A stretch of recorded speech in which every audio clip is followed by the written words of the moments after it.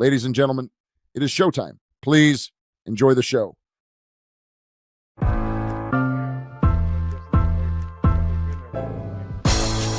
It's the corner where the treats at. Is this the passing of the torch, right? Is this what this signifies? It comes down to that front office and what they feel is most important. The champ is here. We've touched down from a higher plane. Why you landed here? We always look forward to that week because it was always intense. You know that we ain't coming back. We got you. The man, the myth, the legend, Dante Hall. My favorite player growing up was Dante Hall. I love you guys in the show, but Dante was my guy. Get to dashing because you done on the warfield.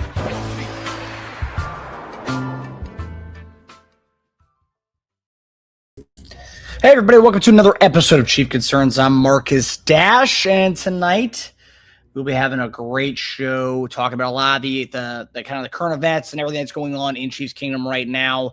Former Chiefs tight end Jason Dunn will be joining us shortly, and we got good news. Next Wednesday night is a must-watch show. Next Wednesday night, our guy, current Chiefs defensive end rookie of the year, team's rookie of the year, Ashton Gelati will be joining us live on Chief Concerns next Wednesday night. So please come on in, bring your questions, tell your friends, tell a friend to tell a friend to tell a friend to come on and watch the show because we'll have Ashton Gelati on next Wednesday night right here live on this show. So yeah, beginning officially the offseason, because once the Super Bowl is done on Sunday, it'll be offseason time for everybody. And yeah, it will be kicking things off the offseason properly with our rookie of the year, the Chiefs rookie of the year guy that we were high on around this time last year before the draft. We drafted him. So Ashton Gelati will be on Chief Concerns next Wednesday night. So yeah, get your grab yourself a drink and set your calendar for next Wednesday night, 8:30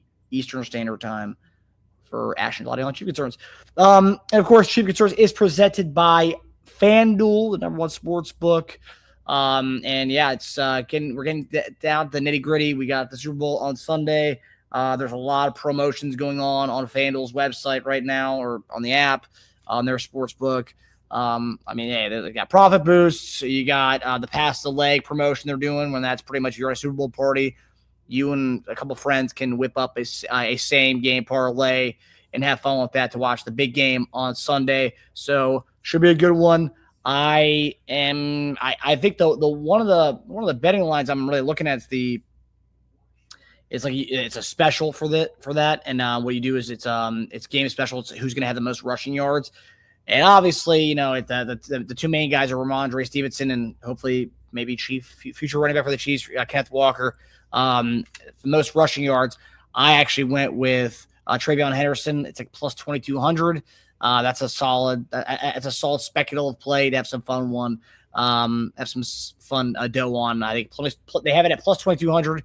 So that essentially means you put 20 on it, it's like $220 payout. So not bad at all. Or no, $10 gets you 220. So 10 gives you 220 on that. So yeah, not bad. Plus 2,200 for Travion Henderson to be the leading rusher of the game, but the most rush yards in the game. That's a game special on FanDuel as well. So those are all, and then there's all the promotions they have. Enjoy the big game on Sunday using FanDuel. All right. So, yeah, like I said, if you missed the opening of the show, we will have Ashton Gelati on next Wednesday night, and it should be a good one. Bring all your questions, bring everything you got, because you'll be coming on here and having a good old time with the Chief Concerns crew. Should be a fun one. And tonight, we got a lot of stuff to get after tonight. Radio Row, media, a lot of players are making the rounds at the Super Bowl. Tyquan, Thornton, Trey Smith, namely today. They went on 810 Jason Anderson's show, The Zone, I believe. And they talked about, Trey Smith, obviously he's inked up for a while in Kansas City, but he talked about the emergence of having EB back. So we'll talk about what he had to say about EB. And then Tyquan Thornton, who's impending free agent, he got to talk about his situation as well. So, and he made a couple comments there, which I want to get JD's kind of opinion on, what he had to say about his role in Kansas City. We'll also talk about the rumor of Deland McCullough coming back to Kansas City to be our running backs coach, what JD's opinion is on that. And then, of course, we will talk about a story that was broken. Well, I don't know, broken, but My guy, our guy, A to Z Sports' head Chiefs writer, Charles Goldman, wrote an article, and he talked to some insiders in the building, and they talked about how the team kind of wasn't really too pleased on how the offseason went last week or last year with defensive line. No surprise there, but they recognized that, and he says he senses an overcorrection coming offseason by the Chiefs brass with the defensive line, which for me, I love hearing that. I think everyone who is a Chief Concerns fan knows that we've been talking about for a couple of years now to go get a defensive tackle, to go get more defensive ends, to get just some kind of juice on the defensive line. And it seems like that might be the theme of this offseason. So we'll talk about Charles Goldman's article where he talks about that. And then we will open up the phone lines for you guys to come in here and say what you need to say about what we talked about on the show tonight, or just in general, your thoughts on the Chiefs in the draft, be it whatever it is. So that's tonight's episode, guys. So that'll be fun. Jay, you'll be on here shortly, and we can get after it with all the topics that are going on today. But if you are just joining us now, Ashton Gelati, next Wednesday night, mark your calendars. Mark the calendars, baby, because Ashton Gelati is coming on here next Wednesday night for that one. And tell your friends too, Get them subscribing to Chief Concerns. Of course, like and subscribe to the podcast. Like and subscribe to the podcast. That definitely goes a long way for us in getting more people's eyes on it. The other day, someone was like, "You guys only have around 12,000 subscribers. What's up?" I was like, "I don't know. We'll have to talk to some peeps to get that out there." Also, to everybody who won a giveaway during the winter or our holiday giveaway, that was sent out today. Taryn Young, your Jason Dunn jersey was sent out today as well with some goodies as well. And all our holiday giveaways are you guys got your stuff sent. Should be there by this weekend. That's what they told me. So kudos to everybody who gave us a nice review during that. And of course, as always, all you have to do is go to Apple Podcasts, Spotify, give us a nice 5-star review.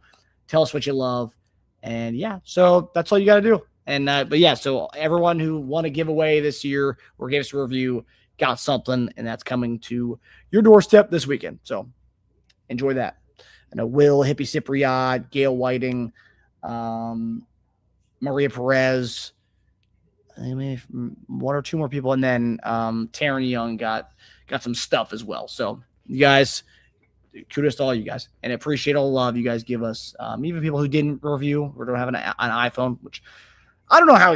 Some of my friends who don't have iPhones, I don't know how they get around because the Samsung, the green messaging, can't do it. If you don't have an iPod, I don't know what to tell you.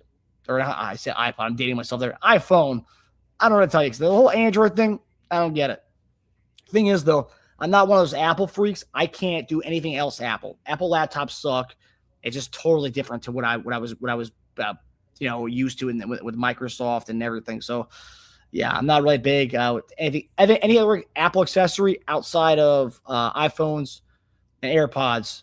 I'm out on. I'm not a Mac guy. So let's see who's in the chat tonight. Laura Zinzer is in here. What's up, Laura? Hope you're doing well. About Time's in here. Andrea Chenault. What's going on, Andrea? DJ Jazzy One, my guy. What are you doing, buddy? How you doing, man? The Joey. Ooh, Joey. The Chiefs restructuring players' contracts, aren't they building their money problems in the future when players are no longer contributing? Instead, need to pay on contracts now to make future of team better. Sure, yeah. I mean, I think a big part of what we've done over the last years is not the best. General says Chiefs just signed somebody. I don't know. Let's see. Am I missing out on breaking news here? Because as I start the show, I'll be very upset if I'm missing out on breaking news right now. Let's see. I'm getting to it. I am getting to it, General. Chiefs just signed somebody. I don't see it. No, I don't see any Chiefs signing anybody. Unless I'm missing it, but I don't see anything here. Do you have a name? Do you have a General? I see you in the chat. Do you have a name? Because I'm on my tops and I don't see anything here, buddy. Don't see anything. Yeah, I don't see anything. And if you are, I will say this too, just public service announcement. I see a lot of people get their news from Facebook, and it's probably more the older people. I see so many crazy headlines coming from Facebook that are just not true. Not saying that's where you got it. Okay, yeah, Tanner McCullough from the Jets. Not bad. I mean, a DB. Cool. I mean, this is obviously a guy who's just going to, probably can't body. I don't know. I don't see this guy being a difference maker at all. So, but yeah, Tanner McCullough, the Chiefs signed him. Looks like a Jets cornerback. Let's give a quick little look see here. So safety, okay. Played at Ohio State. Okay. He was on our team.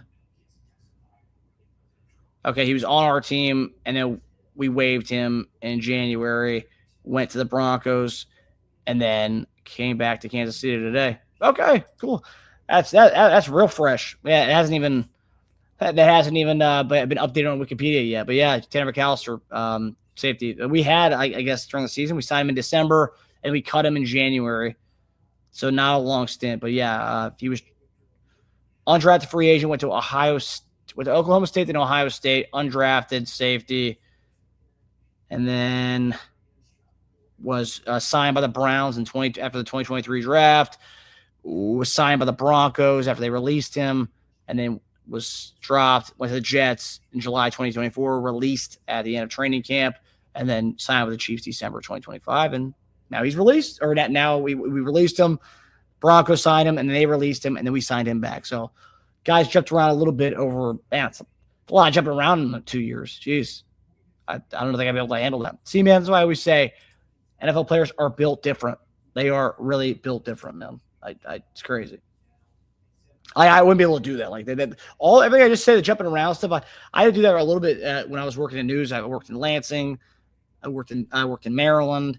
It was a year-to-year thing. I was like, man, I can't do this. I'm going nuts. And also a homebody too. I like being in the DMV area. I didn't like it. But yeah, NFL players, man, built different. They are built different. We got some visitors. We got some visitors storming the Storm Chief Concerns. Hello. Hey everybody, how you guys doing? Hi. They supposed to say, what are y'all supposed to say? Hi. Hello, Chief Concerns, there we go. Yeah. Say hi. So they wanted to come say hi first, Marcus, okay? Before they head to bed. All right. I know y'all haven't seen Avery in a while. Say what's up, Abe? What's up? How you doing, buddy? Good. Hey. Sky, say hello. Oh, she looked for the sucker. All right. All right, hello. Back there, hello. All right. What did you guys do tonight? What did you guys do before you guys go to bed? What did you guys get into? Did you get into anything fun? Little ones. See, everybody say hi, kids. Hello. Hi. All right. Hello. Wait, where? I'm on the chat right there. Okay. See? Who's just showing it? Okay. All right. I was on here today, but oh, she's so pretty. She's so cute. All right. There you go. You got so cute right there. There you go. There you go. Yeah. Listen. Okay. Hey, bye. Say bye, you all. Bye. All right. Goodbye. Good night, guys. Good night. All right. Bye. Have a good sleep. All right. Bye. Yeah, y'all can. All right. They see you say bye. Bye. They said bye. Okay. Y'all can real quick. All right. Check the floor, sweetie. All right. I saw you guys come up and say, "Whoa, we got a whole group there." Yeah. So, they be watching Marcus. Marcus had cussing. Marcus said something bad. Oh man. Oh man. Hey, I'll tell you what, the chat's been very clean over the last few months, so I haven't had to reread any nonsense from the people in the chat. JD, before you came on, I let our group know, and I'm seeing more people hopping in the chat. Next Wednesday night, as the official offseason begins, because now the Super Bowl will be over, and the official offseason is for all 32 teams, we're going to kick off our official offseason with having none other than the Chiefs Rookie of the Year coming on, Ashton Gelati, coming on our show next Wednesday night to talk ball with us. So, hey, there we go. That's what I'm talking about, man. You made good on it. So, it's a good deal. Good deal. I know he was talking about when I seen him out there at camp. He said, man, got a lot going on. He said, as soon as everything settles down, he said, I will. So shout out to Ashton, man, and his family too. So he comes from some good folks. Good folks. Yeah, they're good people. Yeah, it's be a wonderful time, man. I can't wait. It's excited, baby. Excited. It's the only way to start the offseason, like they say, is to talk to Chiefs Rookie of the Year. You got to do that. Yes, sir. Yes, sir. That's it. But JD, so obviously tonight, very busy night in the Chiefs world. Like I had to I sent topics out, and then as the day went on, more stuff started to pop up and populate, and there's some stuff to talk about tonight.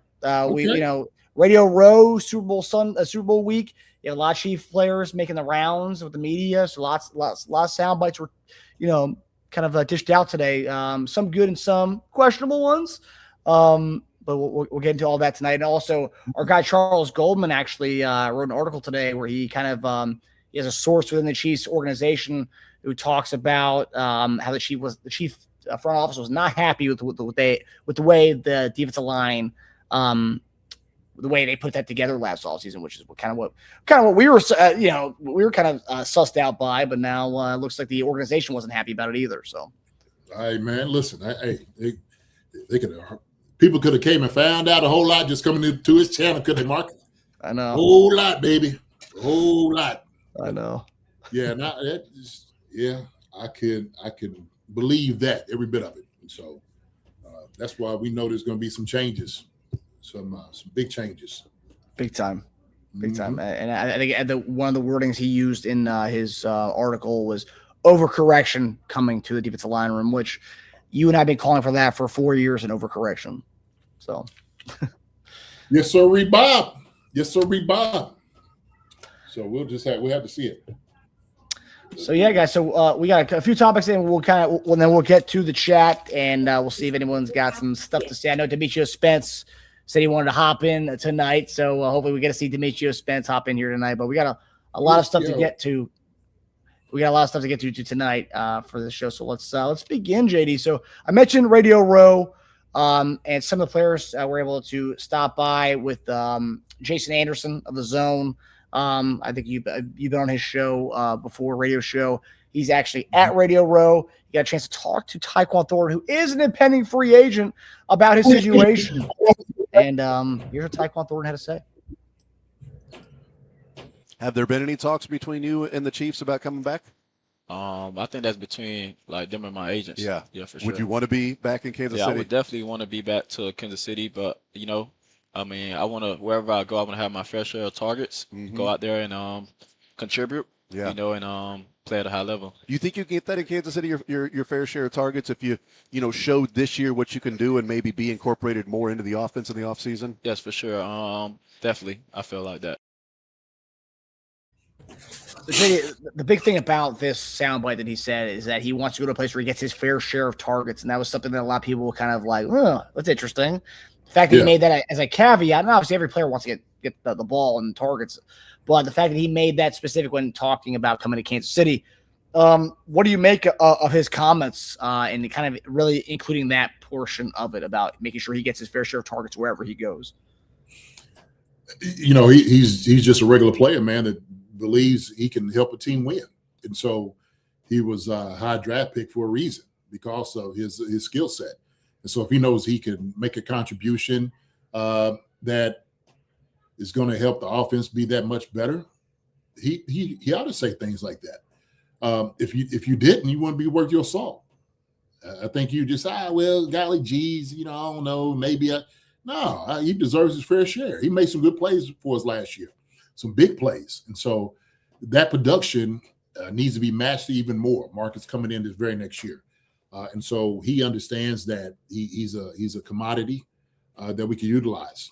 There's not a lot of guys in the room that looks his size, can do the things he did last week. So for me, it just tells me, man, that he's confident as far as like where things are going. He's hoping that they will sign him again, which I think the Chiefs will. It doesn't make any sense to get rid of a guy like this who was able to come in and produce the way that he was, be able to stretch the defense. Probably better than anybody else that we had last year. So he has a skill set, and we need a skill set like his. So I think, like he said, he didn't want to talk about, what the agents are talking about that, because that's all season things they had to deal with. And for him, he's like, let them guys deal with it, okay? But as far as what he's probably hearing some really good things with the Chiefs. Why go anywhere else? Why go anywhere else? And if he knows he's found a home, he knows that they've kind of put their arms around him and let him play last year. They've told him that he's a valuable piece to what they want to do going into the future. So it makes sense to me.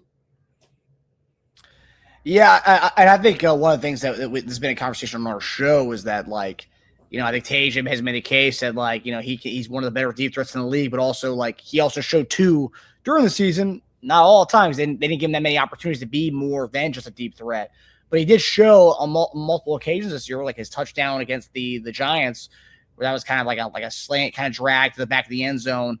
And, like, he kind of showed he could do a little bit more in his arsenal than just being a deep threat guy. But, we talk about the vacancies that we have in the wide receiver room. Only 3 guys on our team going into this next year had meaningful snaps at the wide receiver spot for us. And that's Worthy, Rice, and Royals. And Royals barely got meaningful snaps, but he did. And the other guys who are on the roster right now, those are like practice squad guys. But there's room. And there's room. And he knows the system now, and it's already 1 year in. So I think for him, it would behoove him to come back to a team that he already kind of knows the system. And again, we go to Spot Track's numbers, but they don't really have him breaking the bank at all. So, like, I don't think it's going to be a conversation about how much money he's going to want to get versus if he does want to come back, because it seems like the ball will be in his court. If he does want to come back, the numbers could work itself out. I think the price point will work in our favor. Not saying that he will lowball him, but I think he at least will give him something that will show that he's appreciated. And a guy like that who just we rescued him from New England and what they were going through up there to now being here with the Chiefs, I think he's found where his loyalty is at and where he wants to play. That's an easy decision. That's an easy decision for a guy who, by all intents and purposes, might have been looked over because he couldn't get it right up there in New England, and sometimes call you a bust, you're not this and that, and then finally you go and you find a home that people do really appreciate and they put their arms around you. So I think it's something that the Chiefs will do something that's like, look, man, we know you got a skill set. We want you to be here. Sure, if you're getting, pulled out here from different other teams to find out where you are, fine, do that. But I think being in a place like Kansas City, I think he knows what it's all about. And it's hard to find it in the NFL, Marcus. It really is. I've been on 2 teams, but I've been around a lot of guys who's been on other organizations, how they've been treated, how they were told, the lies that was given to them. And most of the guys always loved the Chiefs organization. They really have. And so a team that's been successful for these past number of years, it just makes sense. I think they do everything the right way. Andy and those guys, they know how to make a guy feel welcome, put it that way. And I know we talked about the running back point of view. Like, for example, we brought in guys over the years who never actually got played. Like Eli Mitchell's a good example. Damian Pierce was a good example of a guy who chose to come here, didn't get any playing time. When he makes a comment like the fair share thing, do you read into that much as far as, like, I guess a running back's a different position, but I mean, you guys see what goes on, like, right? I mean, like, you're a tight end in that room and you see how, like, a team possibly did a receiver dirty, like never giving him playing time, never like lay him dressed. Like, does that kind of stuff kind of stick with other position groups, even though it may be from afar, but you see what went on, like, with a running back group and, like, be like, you know what, like, I want to make sure, like, if I'm coming back to Kansas City, I want to make sure, like, look, I want my fair share. I want to eat too, Well, you know why maybe, Grumbles are wild guys not playing. And so if you're sitting there, you're watching a very talented, let's say, running back, right? You're wide receiver, you see it, like, man, how come this dude ain't playing, man? He's over eating in practice. Like, what's the deal? What's going on? And you start finding little things out, and it could be off of preparation, or maybe sometimes in meeting he's getting things wrong. Maybe in practice he's getting certain plays wrong. And so all those things do matter. And then sometimes it just comes down to numbers. It really does. And they were saying, is this guy better than the guys we got in front of him right now? Is the question. And that's one thing that has to be answered, at least in this game, in this sport. We got to know that this guy can produce, and especially what his responsibility is going to be. Damian Pierce, he came from an organization from Houston. We know he's a very talented back. Was he ready to come in and contribute? We don't know. We don't know that, Marcus. Same thing with, Elijah Mitchell. We had his hair scratcher, but we don't know what was going on behind the scenes. We don't know. And so all those things is, it's pertinent information to have on why guys, the Chiefs are making decisions the way that they did. And I think it's kind of, like Issa Pole, right? He comes in and everybody's like, oh, we try to tell the Chiefs this and that, blah, blah, blah. And it's like, look, we were kind of forced to play Issa, but he came and he showed what he can do. But then all of a sudden when he was playing, there were some things also too, you could say, well, he needs to still kind of work on these things. I could see it. I could see where the development was like, yeah, he did a great job. Perfect. But we're looking for consistency. We can't have just 1 week you're good and the next couple of weeks you're just okay. Consistency does matter. And so they're trying to find guys that they know they can rely on week in and week out.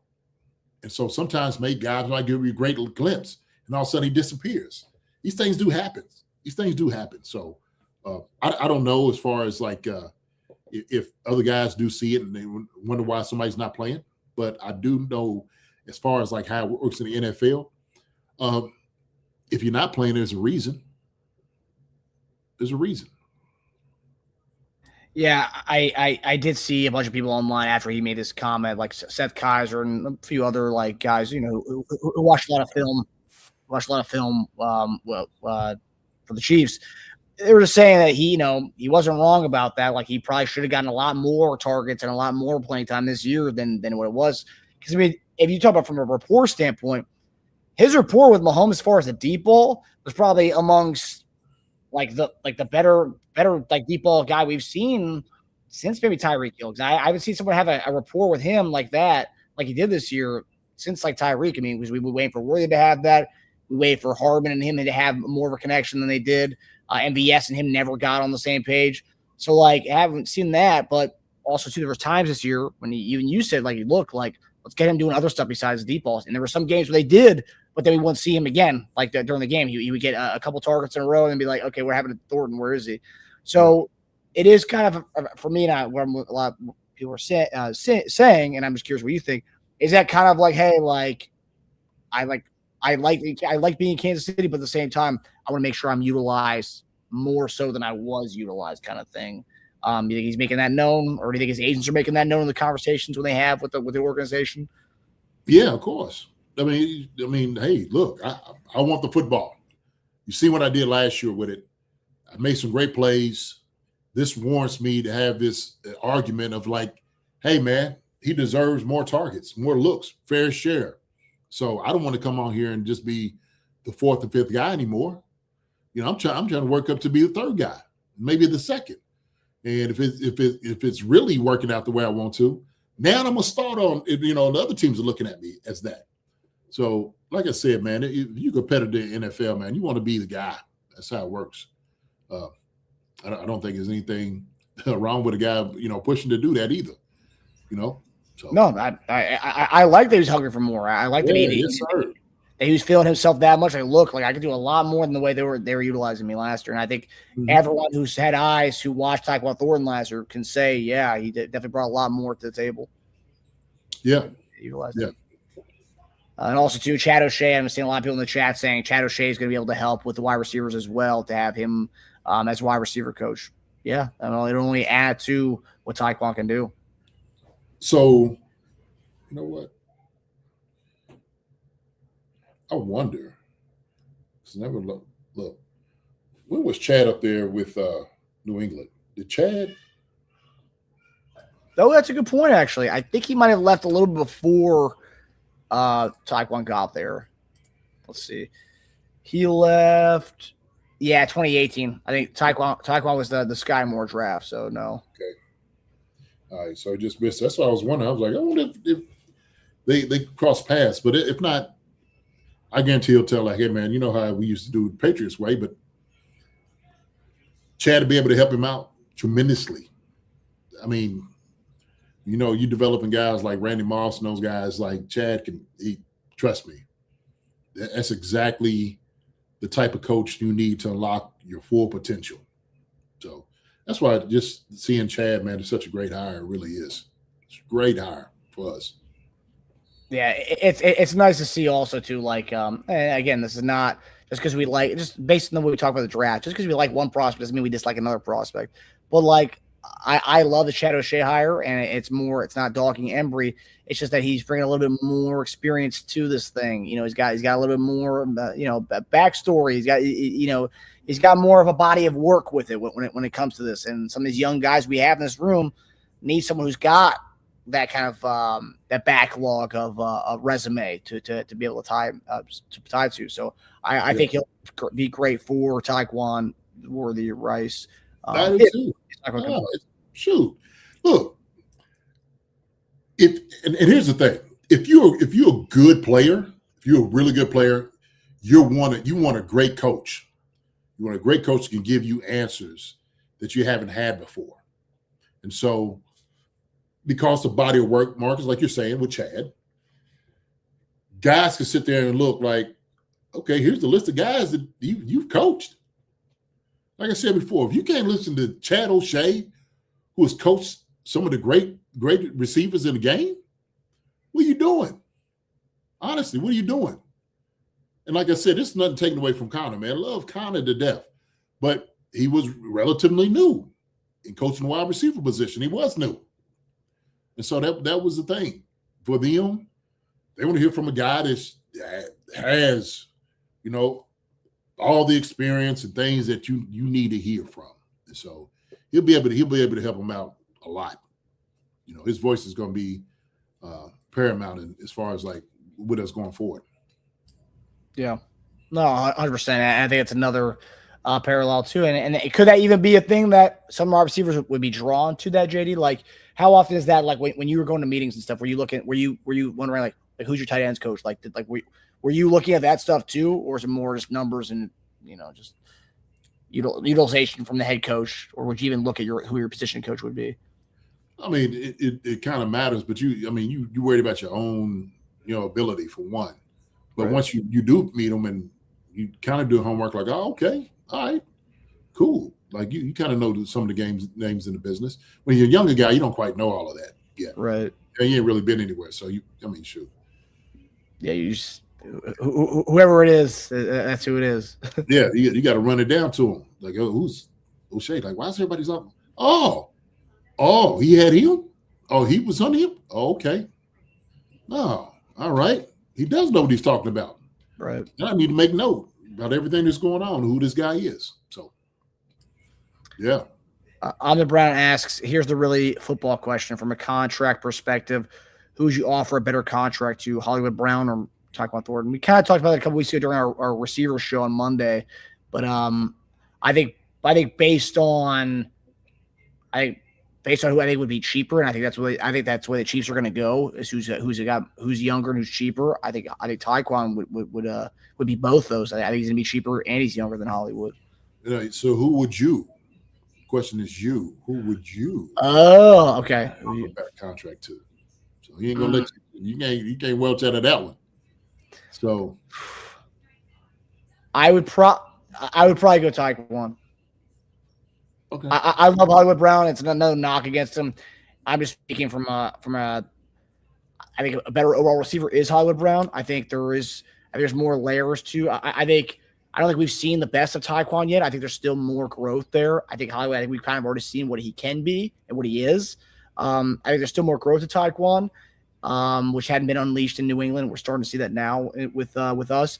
I also think that he's got a better rapport with Mahomes than Hollywood has or does. So I would want to see. I would offer a better contract to Tyquan.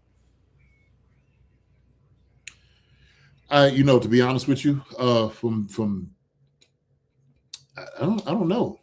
I don't know who I would. To be honest with you, I do believe that Hollywood Brown is the better overall receiver. for the simple fact that he has, as far as his route running, he has more in his bag of things he can do. So I don't think you go wrong with either one, to be honest with you, Marcus. So I don't think it's either. I don't think it's the wrong answer. I don't.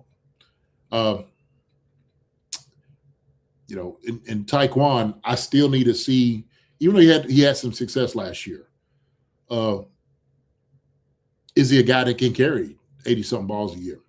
We've seen Hollywood do that before. Hollywood has been a number one receiver. So that's why it's not even, I don't have no problem with that whatsoever.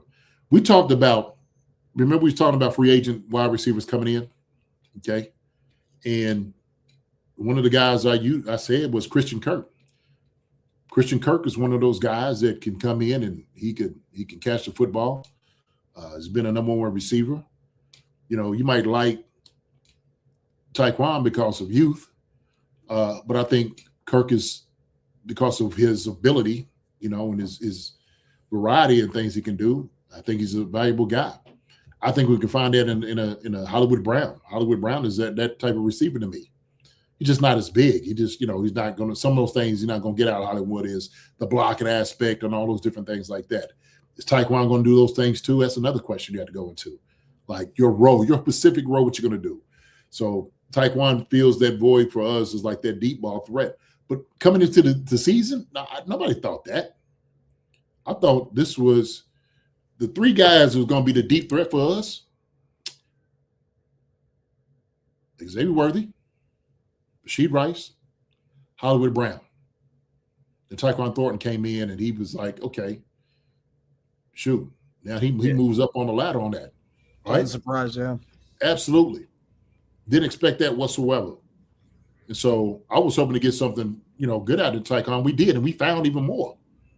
And I was like, shoot, that's, he's making the best of his opportunities. But I really didn't think that Tyquan was going to be right up there, with these other guys. So. Yeah, Chiefs fans 211. You're questioning Hollywood would cost more than Thornton based on Spot Track. Based on market value, Hollywood would get more money in the open market than Tyquan Thornton would. So that's what I'm basing it on. It's not just my made up number. Yeah. So what is the numbers? Well, I remember we looked at it. I think we said on our receivership we get both of them for like about $8 million a year. I think they have Tyquan about $3 million, and they have Hollywood like $5 million. Yeah. If that's the case, I think we talked about on that show. If that's the case, you bring back both of them because I don't think you're going to do better than that with $8 million with two dudes. Yeah. Because then the question is, do you just, if you're just boosting the coaching in that room, how much better are they going to be with that? Yeah.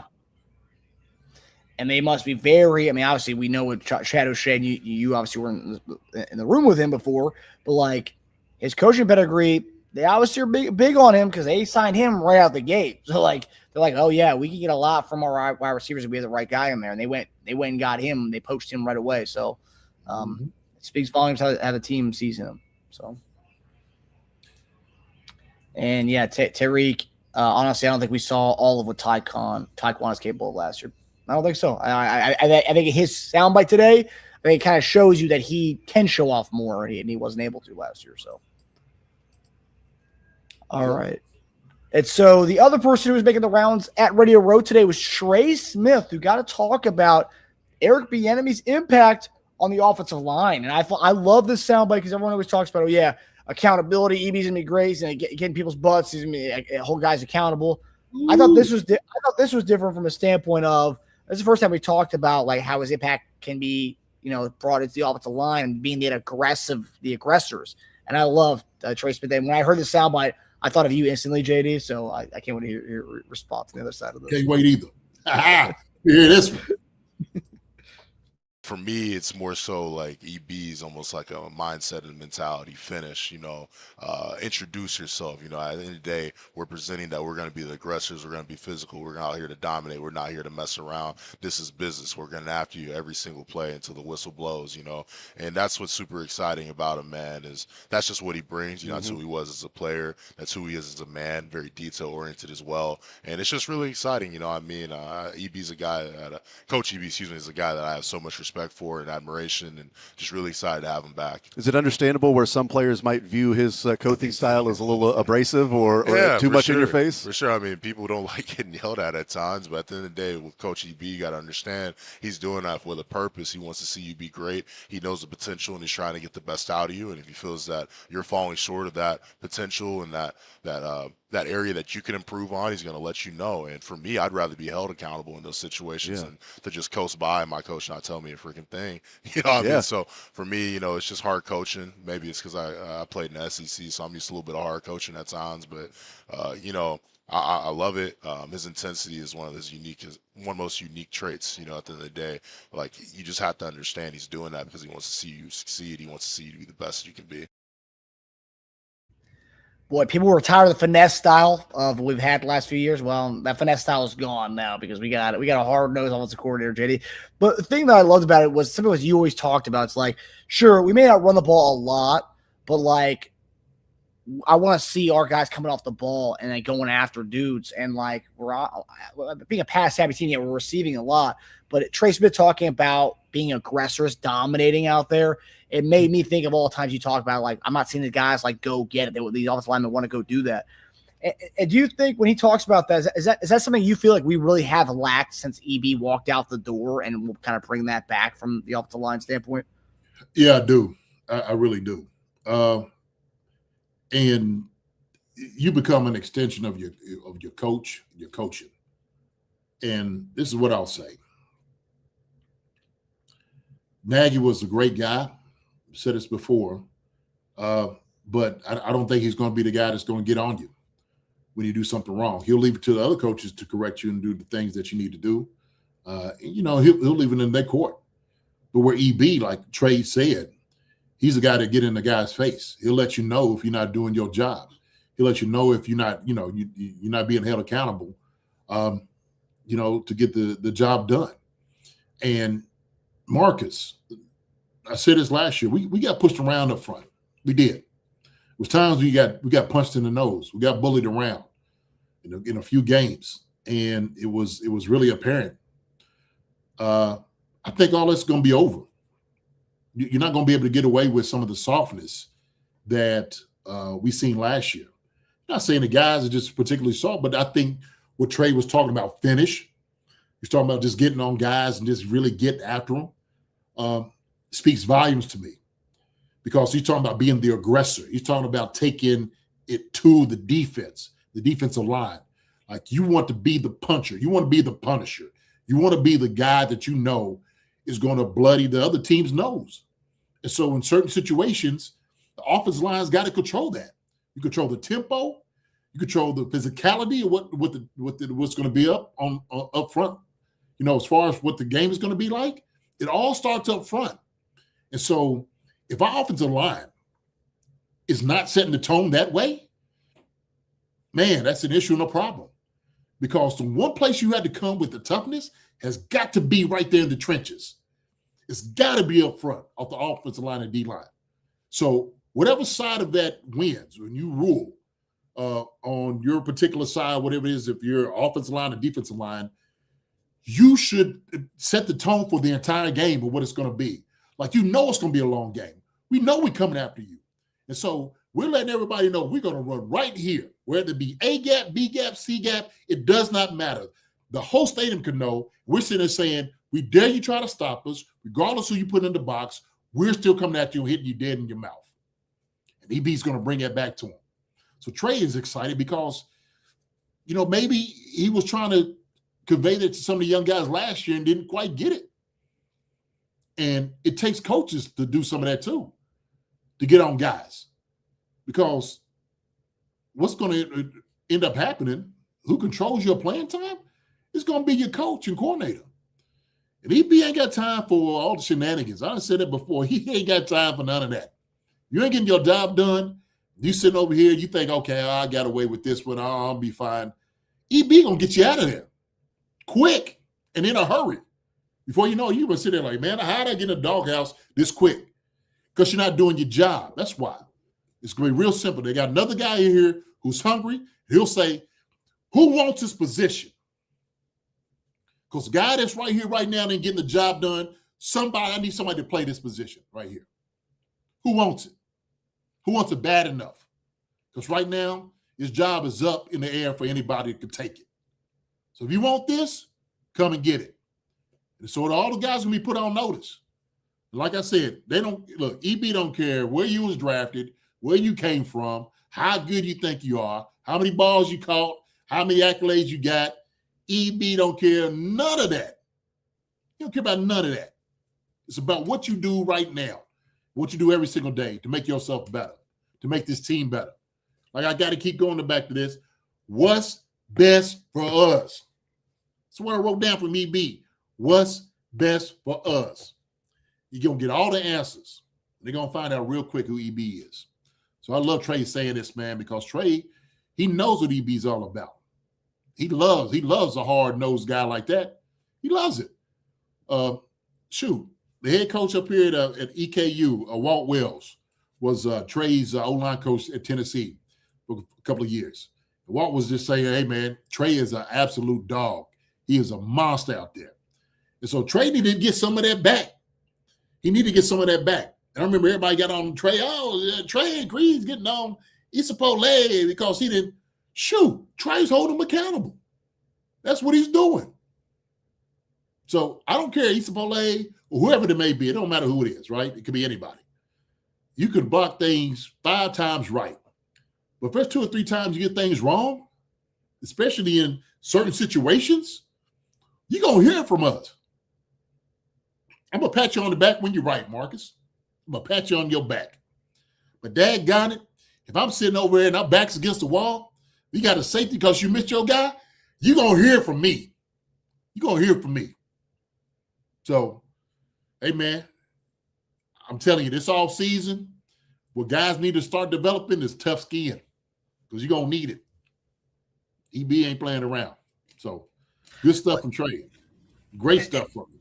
Yeah, because the other thing is when you talk about like having a new OC, people were just talking about play calling and like the accountability and the penalties and how EB will fix things. It's the mentality aspect, which like I guess we hadn't really talked about yet on the show because we talked about EB coming back, but the mentality that he's going to instill in the offensive line, and it's like something that I was like, oh man, we overlooked that, right? Because like EB, ground and pound guy, he was a running back. Like I mean that's what that's what he did, right? So he wasn't blocking in the trenches, but he was there with those guys in the trenches. He needed those dudes. So like the fact that like he's gonna seems like he lighting the fire of excitement under Trey Smith. And look, like I know I like to give Andy Heck props because people like to crap on him a lot, but like it's no coincidence that when we had guys like Nick Allegretti and Andrew Wiley starting for us, we're like we still won Super Bowls with those guys starting for us. And like sure, Andy Heck had a great part from that, but like you also had EB getting letting into those guys, getting the best out of those guys. And this year, when the offensive line last few years, when the offensive line kind of fell apart, like we kind of folded, and it was like we didn't have EB here. I'm not blaming EB lack of being here as a reason, but when we have those guys, the guys who were undrafted dudes starting for us in the Super Bowl, you had the best out of them, and those guys got paid when EB was their coach, led the fire under him. So I feel like that's something that like has gone on set. People like to only talk about the offensive line coach when it comes to the offensive linemen, but EB is a big factor in that, and Trey Smith's enthusiasm there kind of tells you a lot there. It does. And, when you know what a guy's all about and what's expected of you, it changes things. It really does. Because it means something. It means something. When you could become, like I said, a professional, when you're in the NFL, if you're a great player, you want to be coached by the best. And you want to be coached You treat like a man, but also two, you want to be held accountable, responsible for the things you do, right? This is a high performance business. We ain't got time to hold people's hands. This ain't what this is. We taking the training wheels off as soon as you get here. So whatever you did over here, and everybody, oh, you fine, okay, we'll go to the next play. We ain't doing that. No, sir. We're not doing that. We're gonna get somebody in that's gonna take your job. Okay? We're gonna find out exactly who you are. You're going to either sink or you're going to swim. And if this coaching is too hard for you, you need to find some other occupation you need to get into. Okay? If all that stuff is going to be in there, go make bread. Go make some dough. That's all for you. Well, move that around a little bit. You might be good pushing, the dough together. How about you do that? All right? We ain't got time for no charm and softness. We ain't got no time for it, man. And so up front, I said, part of the problem we just didn't do is we just didn't put our cleats to the ground and come off the football. We didn't. We need some nasty jokers up front. I seen somebody talk about Trey was going to go back to choke slamming people. That's what we need to see. We need some nasty jokers up front, man. I mean, going after it. We seen Josh Simmons, him and Ashton Gelati getting into it at training camp, punching each other. We need to see that every single play. Don't punch your own guy. Don't do that. Punch the sucker over here that got the opposite jersey you got. How about you do that? You sit over here and you palling around with him. I come to you like, hey, man, you punched me in my face during practice. We over glad heading with this sucker that's across from you during the game. I'm like, hey, man, you punch him. You punch me in my mouth. You punch that sucker. How about that? Okay? Because right now, that sucker right there is taking you to task. All right? You need to do something about it. So we need bullies up front, man. We need bullies.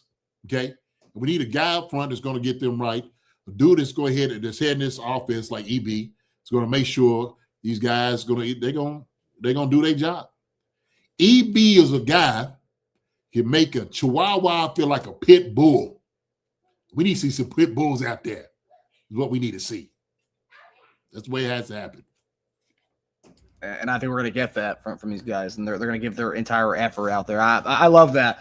It's offensive coordinators become such like a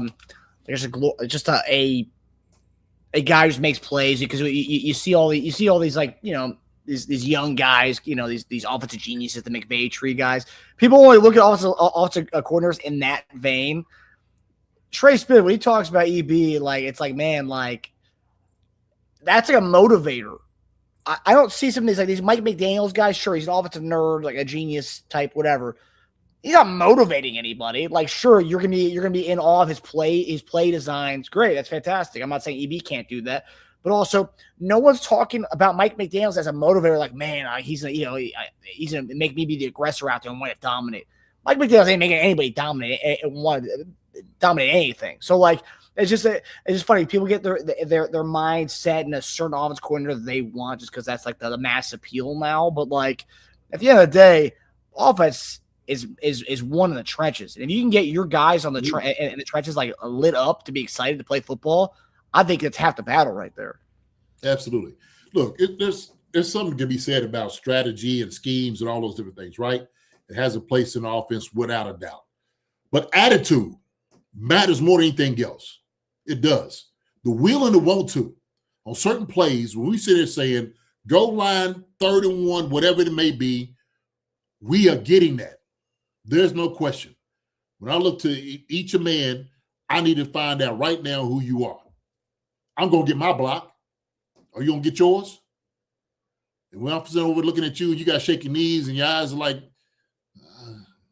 oh, man, hey, come get him out of here, okay? Give him a break. Come out. I need somebody out here come salivating out here. That got that in them. You know what I mean? Like I said, that pit bull growl. You're like, yeah, that's the dude. That's what we need right there. Okay? We're going to win with him. So. Yeah, no, I love that. So seeing Trey Smith be all hyped about it even made me even more hyped as I can be from this whole EB coming back to town. Saw a comment here, Linda Hunter. where did the narrative of players on the Chiefs not liking EB? So there was multiple things there. Media took a argument that Mahomes had with EB on the sideline when they were going to halftime, and then it kind of went to this whole thing where every time we had a bad offensive performance, it's because, oh man, Pat doesn't look happy because EB's calling plays for him. And then that became a thing where it kind of trickled down.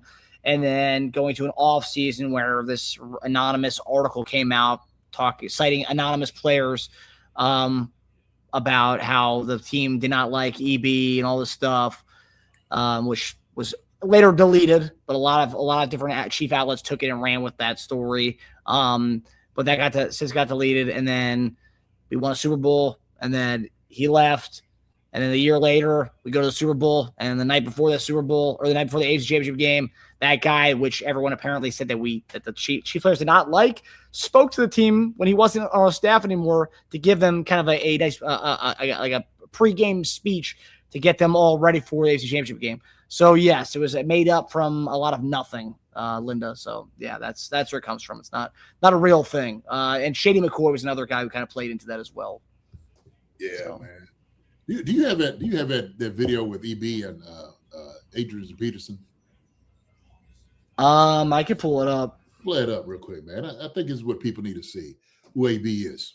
Okay. And what AB did with AP was he was able to set the tone for him that some of the things that you had in college, the bad habits you bring in here, we just not going to do. Okay. And he had to draw a line in the sand really quick with AP. Get him pissed off, get him upset. But AP had to let him know, he had to let AP know, I got your best interest at heart, is what I got. This is what I'm doing. I'm not picking on you. And so, and Shady McCullough coming in a little bit later in his years, yeah, it's going to be a little bit tough to hear that.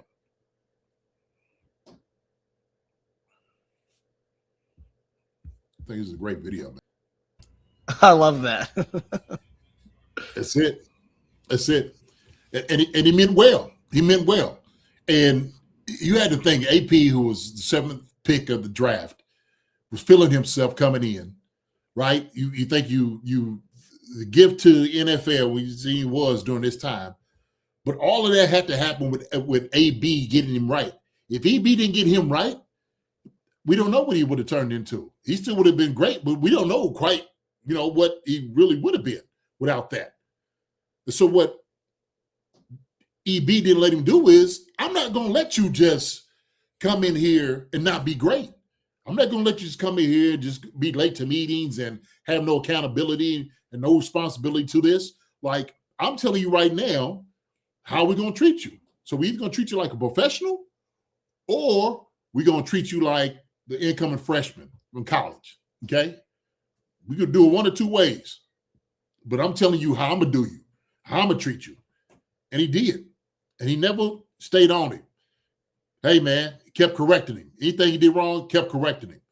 Kept preaching to him. Kept telling him what he needed to do. All those things made AP great. It did. And those things like that matter when you got a coach like that. It's never going to let you fail. I'm not going to let you get down on yourself. I'm not going to let you be worse than what you can be. You got a responsibility. I'm going to hold you to that. I'm going to hold you to it. So those are the things that EB brings to the table. When you see him working with young guys like this is exactly what they're going to need. And what's best for us? EB is. This time now, EB is. That's what's best for us. Yeah. And I think the part that I love about that is like, he's just a running backs coach there. Like he's not the OC yet. Like he was that mouthy with AP when it came to that kind of stuff to forcing like, hey, what play did he call? What's he calling there? He's I don't know or whatever. Like he was just a running backs coach. He wasn't the OC. Like this is his show. So like it's gonna be a lot of these guys. Like I know there's Commanders receivers. Were didn't like the way he talked. Didn't like the way he kind of pressed these guys. But some of these guys need it. And this, especially coming off a season where like we looked, and that's the thing too, which I kind of love about this is that it's not like it was one of those like classic Chiefs years where like with the AFC Championship game and folded. No, we can't. We're coming off a really bad season, so these guys can't come into this year be like, nah, like we were in the Super Bowl last year. What are you going to tell me that I don't know already? You just had 6 wins last year. You were one of the most penalized teams in the league. We were tops in drops. There's a lot that you're going to have to be corrected on, and I do love that situation for EB. We would have been that much better. All those games you might have lost in the last bit and the seconds and stuff like that could have turned out differently. We don't quite know that. Well, I'll say this: there's some scenarios we probably wouldn't have been in. We probably wouldn't have had that many penalties, like you said. Some of the drops, he definitely wouldn't have been dealing with that. All of that jumping off sides and just not lining up. Ooh, oh man, I wish EB was there with Juwan Taylor. I wish, because that would have been out the window quicker in a hurry. Yeah, that's gonna be the one thing we're not gonna be able to see, which is unfortunate. Unless Juwan decides to take a pay cut, but I don't think that's gonna happen. Yeah. So talk about accountability and coaching. Another rumor since our last show was that the Chiefs are going to be interviewing our former running backs coach, Deland McCullough, who has since he was in Kansas City for 2018 to 2020 as a running backs coach, went to Indiana as a running backs coach, went to Notre Dame as a running backs coach from 2022 to 2023, and then or to 2024, and then went to the Raiders last year to be the running backs coach for them. So since then, the Chiefs have brought him back as far as interviewing him. Now, JD, he was here. He was here for Fremont. He had Jet McKinnon, Damian Williams, Darrell Williams. He got a kind of little taste of a lot of different dudes here before he left. What do you make of bringing back Deland McCullough? I know a lot of people I think there's a lot of Jeremiah Love truthers who think, because he coached him at Notre Dame, they think they bring him in, that means, we're gonna take Jeremiah Love in this draft. I just think he's a good running backs coach, so it doesn't matter who his running back is, Jeremiah Love or anybody. There's also another running back from Notre Dame, Price, who's probably going to be a second or third round pick. Maybe that's the guy he could coach. But talk about this new kind of overhaul of the coaching staff that we're seeing before we see the overhaul of the roster. O'Shea's coming in. We're going to have a new running backs coach. EB's back. Do you think he kind of fits this whole kind of overhaul that we're going through right now? Having a seasoned guy who's been there before come back to be our running backs coach. Yeah, I do. And this is somebody we know that Andy knows. They know him. They know him real well. And for a guy like him, he makes sense. I think Coach Dub was sitting there saying the same thing about, Deuce Staley. So those are two names we talked about. But McCullough, he fits the mold, man. He really does. This would be a great hire for the Chiefs if they got him.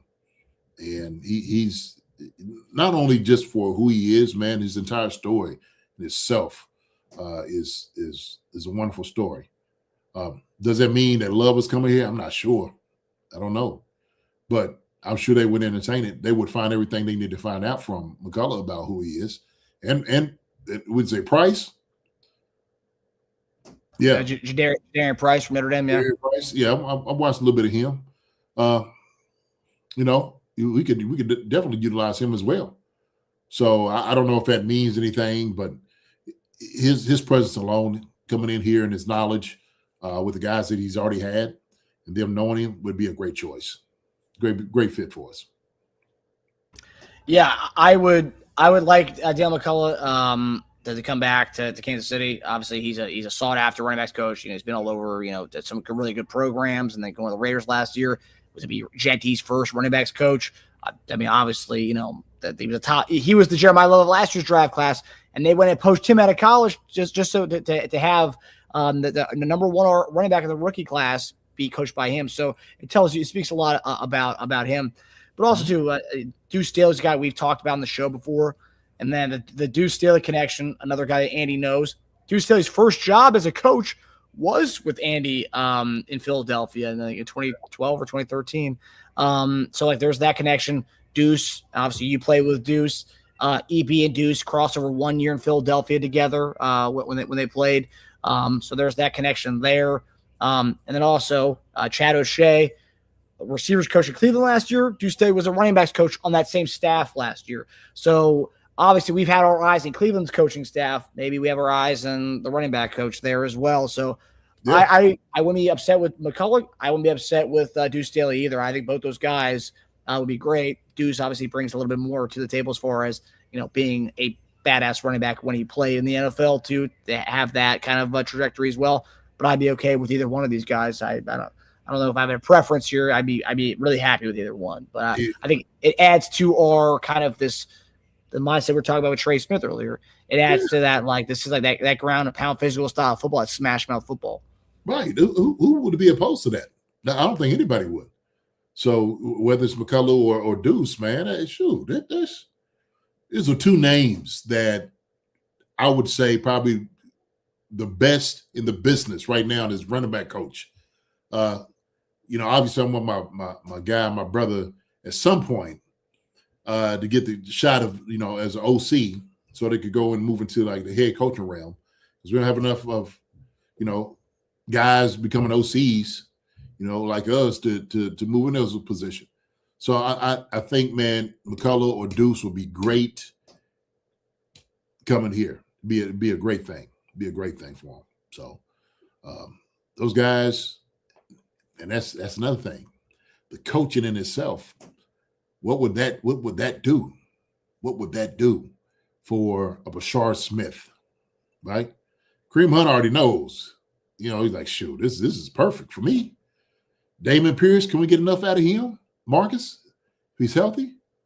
So, and if you draft a guy, how do you want to do?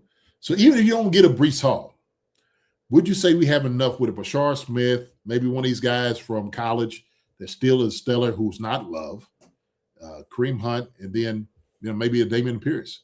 Would you be okay with that backfield? Would you be okay with that? It depends. It depends who we get from college. Let's say Jadarian Price. I think I'd be fine with that backfield that you just mentioned. With all those guys there with Jadarian Price. I like Nick Singleton. He got hurt during the Senior Bowl week.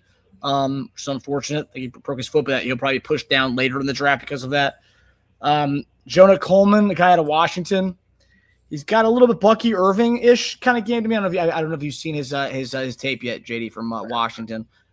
He kind of looks like Bucky Irving a little bit. I wouldn't mind him. I think he could be a 3-down back for us as well. So, like, sure, if we do miss it, if we do miss out on the free agent guys, which I don't see us doing that based on market value. I mean, I've seen there's a lot of guys out there we could get, even if it's not the two that we want, Breece Hall, Kenneth Walker, but there's dudes. Rico Dowdle will be a great one. Tyler Algier will be solid for us. Etienne, sweet. There's a lot of guys, be it draft or free agency. But I think kind of to the point what you're saying is that you could take anybody, and if you have Deuce Staley or Deland McCullough as your running backs coach, I think they can make these guys be game breakers. And look, I mentioned McCullough's when he was with us. I mean, he made Damian Williams look like an all-pro running back for a little bit. And that guy, I mean, he was not an all-pro running back, but he made him look awesome. And quite frankly, arguably might be Mahomes' most talented back in the years he's been starting in Kansas City, which is pretty wild that Damian Williams was our most talented back you can make the argument he was for Mahomes during his tenure here. So, and that running backs coach was Deland McCullough. So, like, yeah, I think the guys you just mentioned are very talented backs. And if we do sign one or draft one, who may not be the top guys, I think Deuce or McCullough could really work those dudes. Okay. I'm looking at this dude right here, man. What's the name? Jonah Coleman? Jonah Coleman? Yeah. You see Bucky Irving? You see like the kind of comp? Yeah, he didn't look like he got a lot of speed to him. Yeah, I don't think he's like a burner. I don't think he's going to be the home run threat that a lot of Chief fans want. But he's efficient, though. He's muscular as heck. Mm-hmm. He's stacked. Look at it. Lito was joking. Okay, all right. Huh. Yeah, Emmett Johnson's another one, the Nebraska running back. I like Emmett Johnson as well. He can do a little bit of everything too, and that's like a second and third round guy too. So, Brian Gales. What about signing free agent Travis Etienne, B. Smith, or Hunt? I love it. I do. I love that. I love Etienne. I think that's a winner right there, baby. That's a winner right there. I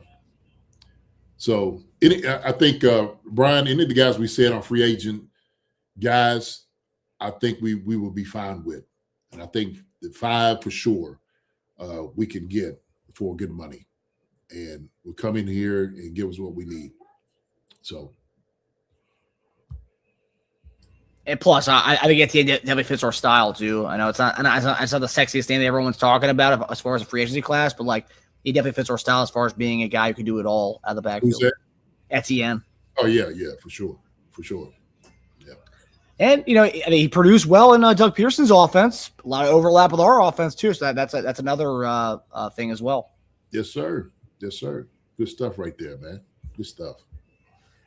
All right, so the final topic before we get to opening up the chat, the phone lines for you guys.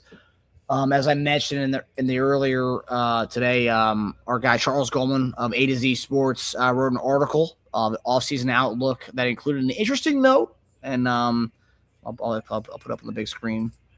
So this is the part of the article that I want to highlight here. In the note, he says, so after talking to people inside the building, he said Chiefs personnel was very displeased with how they handled the defensive tackle room in the last offseason. Goldman mentioned that the front office feels, quote, they left too many things to chance, relying on unproven draft picks, injured vets, and midseason patch-ups like Derek Nottie and Mike Pennell. He predicts this could be a classic Brett Veach overcorrection year, meaning KC could aggressively target both interior defensive linemen and edge rushers in free agency or early in the draft. Where have you guys heard that all offseason so far? Right here on this show. But JD, I think the big thing is it's one thing for us to point this out and be like, this has been an Achilles heel for us for years, and we've noticed this glaring thing for a long time. But it's another thing when inside the building they've seen the missteps that they've taken year after year, and they even knew last year what they did with the defensive line, which is totally wrong. I mean, I think right when they traded for Derek Nottie towards like the middle of the training camp, it was like you guys knew you messed up, didn't you? Hey, yeah. What are we doing? This is what we're doing? Explain. Can you explain?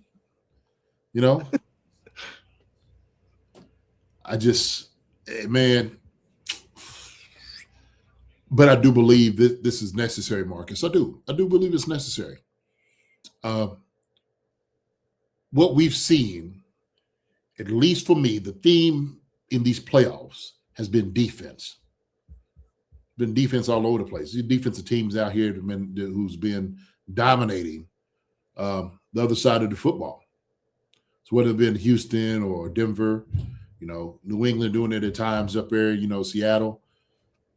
I mean, defense, the Rams is coming in doing some things. That defense is what's going to get you where you need to get to. And man, when we seen 4 guys just get able to hit home, create pressure. I mean, to the point, man, quarterbacks didn't even have a chance to think or time to throw the football. It's been quite some time since we've seen something like that.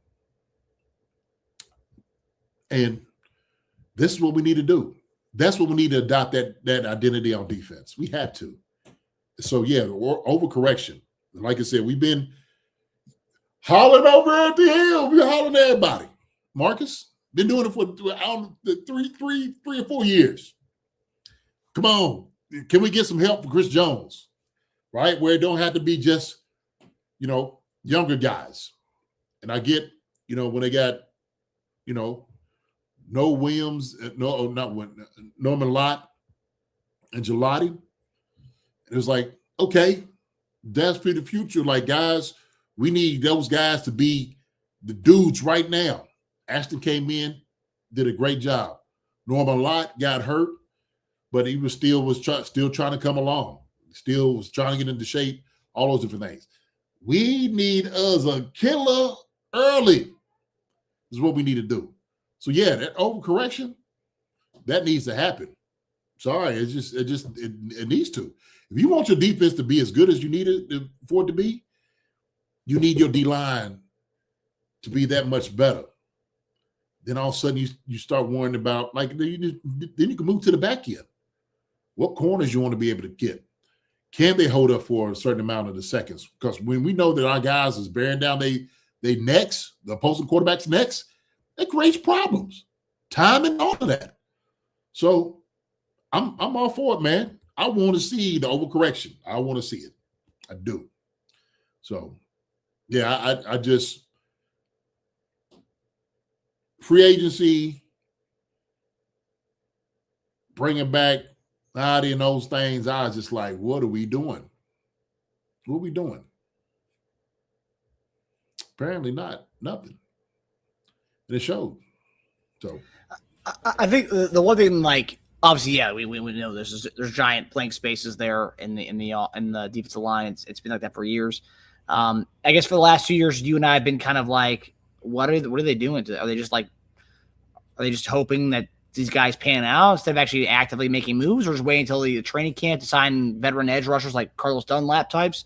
But I guess for me, I'm happy in the fact that, like, it seems like they are self-aware finally, that they do know, like, hey, like what we have been doing the last few years, wishing and hoping that one of these undrafted guys pans out and is a hit. It's not working, so it's time to finally get serious about it. So I guess that's a good thing. They are self-aware about it, and they do know what their glaring holes are and weaknesses. Like, for example, I know a lot of Chief fans think that Andy Reid is ignoring offensive failures. I don't agree with that, but at least we know that Brett Veach in the front office is not ignoring it, because they see what they did was a mistake. If whoever he spoke to personnel-wise in the building, they know that they messed up, and getting rid of Mike Pennell. I mean, the whole Pennell thing kind of showed you how, like, kind of clueless they were with the defensive line. I mean, like, they cut our best run stuffing D tackle. Then a week later, they want to bring him back. He goes to Cincinnati, and they wait till midseason to bring him back. That right there told you there was no kind of real game plan there at the defensive tackle room. And that was pretty sad to see, because that was like, that's not good. They're not really self-aware right now, are they? It sure didn't seem like it. It sure did. It was like tone deaf. Like, read the room, guy. Read the room. And just wasn't doing it. But it's almost like somebody's getting a spreadsheet, and they're going through, and they're looking at all the numbers. It's like, is this right? This can't be right. It's like, yeah, we've been trying to tell you this for the past few years. We've been losing. Our products is we've been going and losing, taking the L. But I thought we didn't, sir. We didn't. We were supposed to make a move, but we didn't. It's like, how did it get this bad? Well, not making certain moves when we needed to during free agency to get guys in here that was going to be able to come and help out, generate like a legit pass rush. We wasn't just looking for depth pieces. That was a problem. And so, especially for the defensive tackle, I just feel like we had a lot of different projects going on. Like, we was hoping somebody was going to pan out. And the one guy that was the solid one for was Mike Pennell. We let walk. What? For what? That didn't make any sense. Mike wouldn't break the bank on you. Why would we let him go? It just, yeah, I don't know. So hopefully all the grumblers came out, man, and they listening. I guess it's one of those things that kind of what Witchy's kind of getting at here. Yes, we've gone on 3 Super Bowls, but we've been spinning our wheels. It was one of those things where, like, you kind of had to, like, see the bottom fall out, because, like, you win all the time, right? You're gonna overlook some of the weaknesses. Like, oh, we've been able to get to win Super Bowls without having a fully bolstered up defensive line. We can make do with veteran guys we pick up, or undrafted free agent guys we luck into. But when you win 6 games, you can finally start to, like, open up and be like, actually, we messed up. It's time to finally delve into the defensive line. Yeah. I'll say it this way. We don't know what it's going to be about with Trent. We're going to get some draft capital, whatever. But I could absolutely see our first 2 picks being defensive line. I really could. I would love it. I remember some of the mocks you and I did last year. Remember we went like edge. Yes. And this wouldn't be any different, because for me, the need, addressing the need for D-line, I think is better, suited for like the draft and the guys that's coming out. I do. Those young guys, you're going to have them for a number of years. You don't have to break the bank. We already said price point. If you want to get a running back, get a guy, then in free agency, get a Breece Hall, Walker, Etienne. I mean, you name it. We could get those guys. Donald. We can get guys like that. Okay, put money there. Fine. But young guys in the draft that's hungry, who wants to go get the football, get paid, get those guys in the draft. Okay? You just have to be a pass rusher. That's it. You just got to like sacking the quarterback. We're going to be fine. So that's what I see. And I'm telling you right now, that's what I would do. If I was Brett Veach, I'd do that. As far as depth wise, we went over on our D-line show a couple weeks ago. I mean, there's a lot of good depth pieces as far as in this draft. There's a lot of there's only a few top notch, like high end DNs like Bain, Bailey, but then it kind of goes to this middle tier. And that middle tier, there's kind of a good amount of second and third round edge rushers that you can get. Obviously, we want the top end. We want Bailey or Bain, whichever one can fall to 9. Hopefully, one of them does. But there are a lot of guys in that round 2, round 3 range, which we talk about double dip. I mean, there's plenty of guys who go double dipping with be it D tackle or DN. So this would be the draft and free agency to do that. And defensive tackle free agents, there's a lot of those guys as well that we can go and sign. So yeah, Veach, if you want to overcorrect, and we've seen him. That's the thing too. It's like it's not a new thing. We've seen Veach overcorrect. We got dominated in that Buccaneers Super Bowl. Right, like off the line couldn't block a soul. I mean, Schwartz retires, Fisher retires. We go out and go Orlando Brown. We go find these guys. We go draft Creed Humphrey. We go find Trey Smith. We did a lot of these things too, kind of sharp. I think we signed Tooney as well that offseason. So we have seen the overcorrection problems before. I think that kind of what this article is kind of saying. I think we'll see that, and it's not it's not a new thing. Veach has done overcorrection in the following offseason before. I think we'll see that this offseason. Yeah, I hope so. Marcus, I'll say that. I hope we'll see it. Yeah. I hope we'll see it. Okay. So we'll see. Stanley Mooney says, JD, if we do not get D-line help for Jones first in the draft, it's going to wear him out sooner. Yeah. And what we've done is we have worn down our best defensive player because we were late in the addressing getting some help for him. And it's taking a lot out of Chris. And so hopefully this offseason, he gets much needed rest, longer rest that he's had in a long time. Get his head back together, get his body back together. And when he comes in, I hope that Norman Lott is getting better from his injury. Ashton is able to go ahead and contribute like he's doing, and it takes a jump again this year after such a very impressive rookie year, and get some more help for George. I think we do that. And I think it's very important that we make that move, Marcus, in that direction. So. I believe in the article he also made mention that ONL should be back for everything, like his injury. He's progressing smoothly as well. So that's a good thing that Omar is progressing in the right direction. Yeah, definitely. So, and they have the Senior Bowl, the Shrine Bowl. They met with a lot of guys, a lot of D tackles and DNs. So like their eyes are open to it. And the first step is acknowledging that you have a defensive line problem, and it seems like that's the first step that they've acknowledged internally. Yeah, that's a fact. Yeah, you got to acknowledge, like, hey, this wasn't great. Okay. What do we need to do? Okay, I'm glad you asked, Coach. I got a solution for you. I got something for you. So Yeah, there's a question here that I wanted to get your attention on because you are a small school guy, and I just wanted to hear what you have to say on this. And I think I know what you're going to say. But TJ Jazzy One asks, question: since Veach was an offensive small college guy, does he lack refined defensive player evaluation skills? No, I don't think so. I think Veach understands what a team needs. I think for his evaluation, he gets what he feels like is necessary for the team, of course.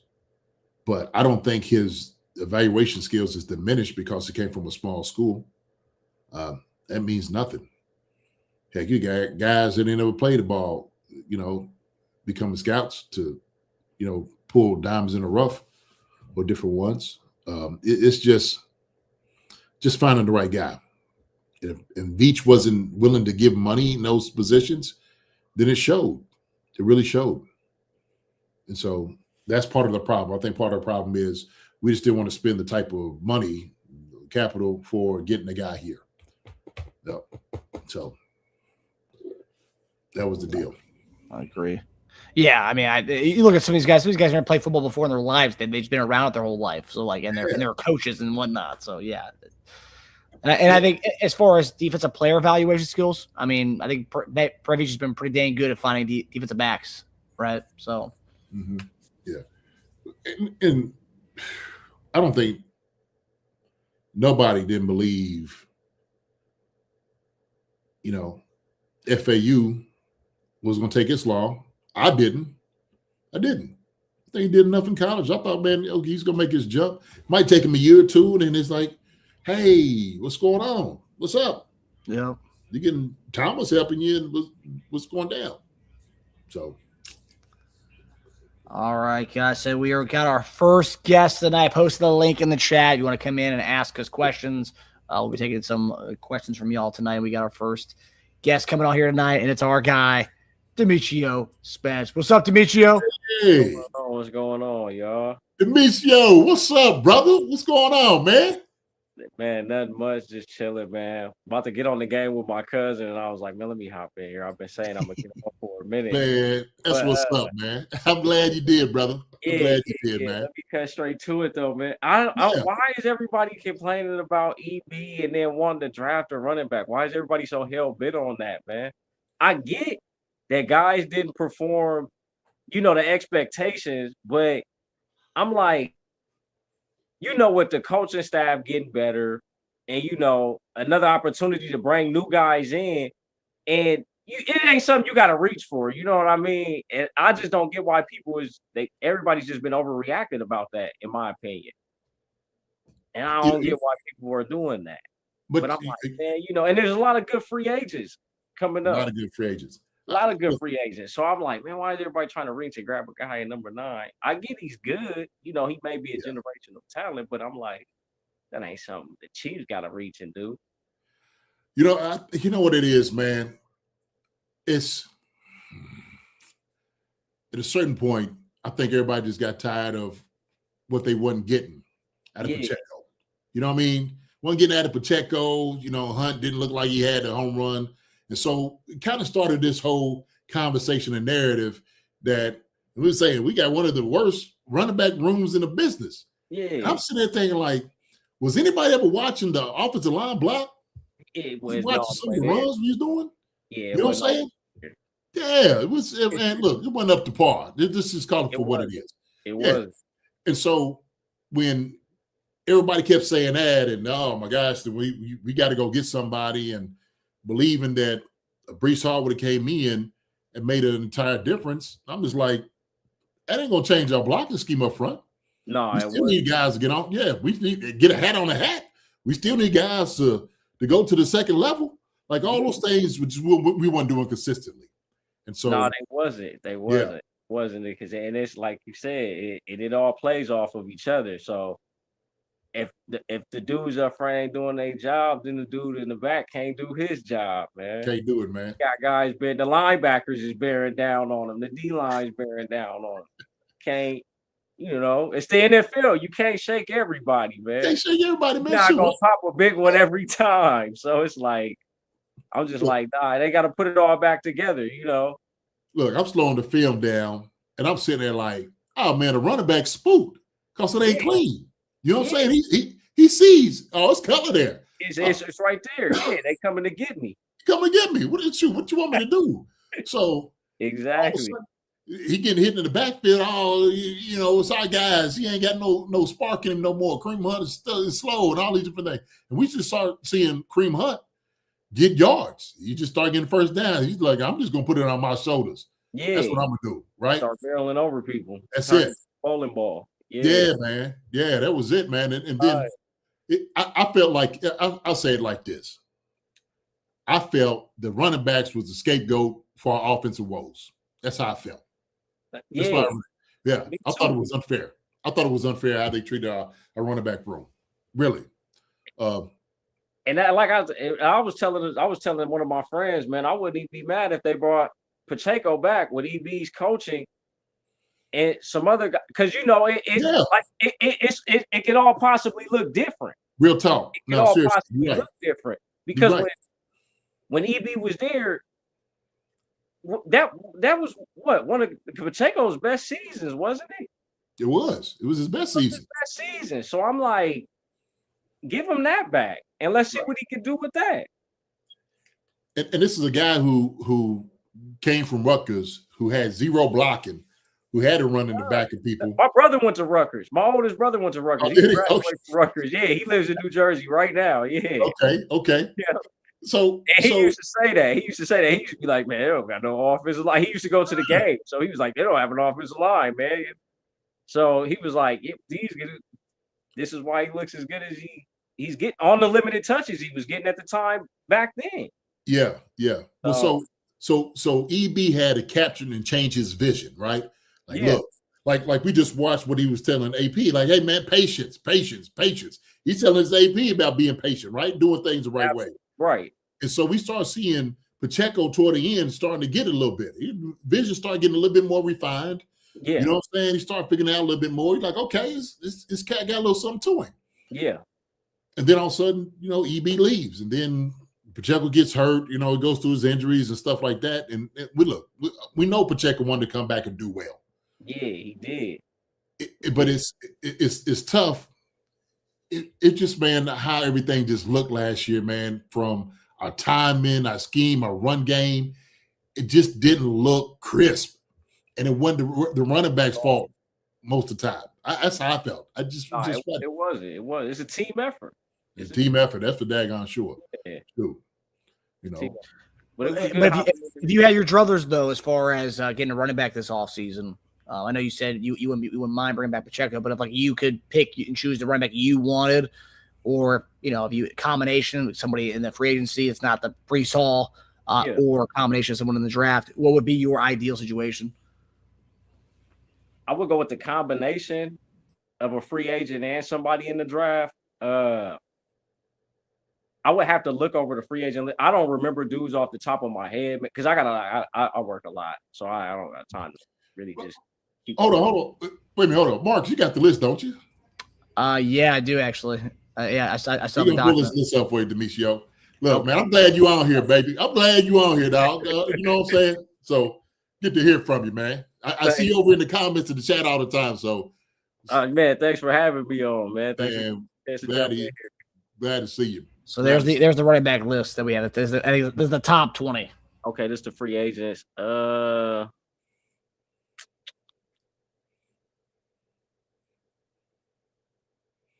See, I like Tyler Algier out of Atlanta. See, that's Taja's boy. Taja loves him. That's a guy I like. Okay. You know, and he's a shifty dude, can run tough, and he can catch. He's got some hands coming out of the backfield too, and he can block. He's good at passing down. So yeah.